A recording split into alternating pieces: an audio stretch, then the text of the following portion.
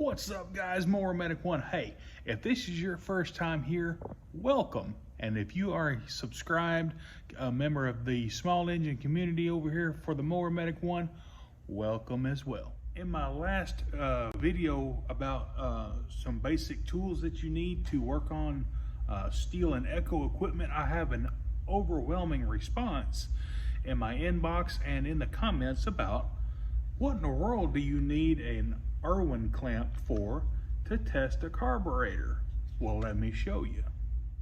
Guys, this is no ordinary Irwin clamp, and this little homemade tool actually comes from the engineers from Steel.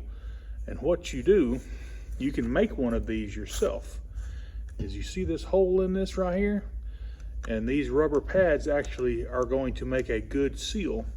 And what you do, you just, on the outer edge of this, you're going to put a little 1/4 inch fitting, just like that there, so that you can hook up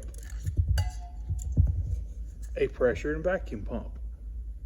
The idea behind this special tool, or this homemade tool, is to be able to draw a vacuum through the venturi on 2-cycle carburetors. So here and here, the choke butterfly and the throttle butterfly, you will be able to draw a vacuum through here by chucking this carburetor up into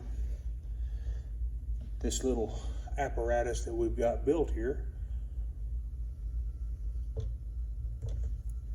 And it doesn't matter which way you go, just as long as your hole here lines up anywhere in the venturi opening, and then you just tighten up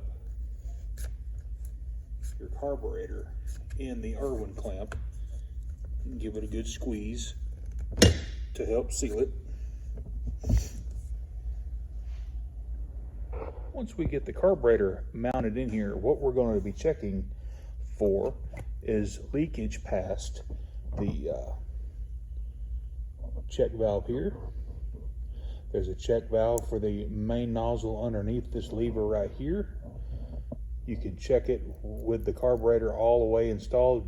You're just going to be looking for bubbles. Also, you're going to be checking the Welch plug here and this Welch plug here for any kind of leakage. So what we do, we're going to fill this cavity up with fluid. A lot of people just use gasoline. I like to use just a little bit thicker fluid. I'm going to use Marvel's Mystery Oil. Works great for this. All right, so we're going to hook up our vacuum pump to the nipple on the side of the tool here.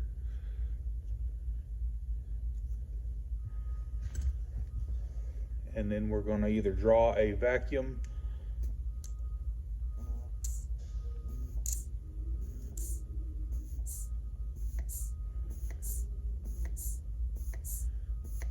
see how the fluid is disappearing. It's actually sucking the fluid through that check valve, and that's what you want. It's going to actually suck it through this check valve as well, but you're just checking the main nozzle check valve.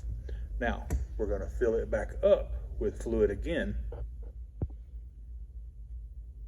Whoops, just a little bit too much, but that's okay. We are going to introduce pressure to the venturi of this carburetor, and we're going to be looking for bubbles. Don't worry about the passage here, because that's going to be your check valves in your primer base. You can actually put your finger over this hole, and then we're just going to start pumping, and we're looking for air leaks in the carburetor through the check valves. If the check valves were bad at this point right here, see, we've got some air coming out of this hole here, but these holes are covered over with screws. So that lets you know that there's nothing wrong with it. It's just that this hole for this screw goes down into the venturi. we're looking in this area right here. I see no leakage from any of the check valves, so we're good to go. Alrighty guys, well I hope you liked my little elaborated check valve checker. It works great and it's cheap to make. But hey, if this content helped you out, please give me a thumbs up and smash that subscribe button.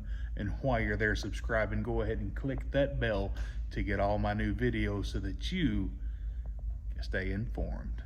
Y'all have a good day. More Medic One.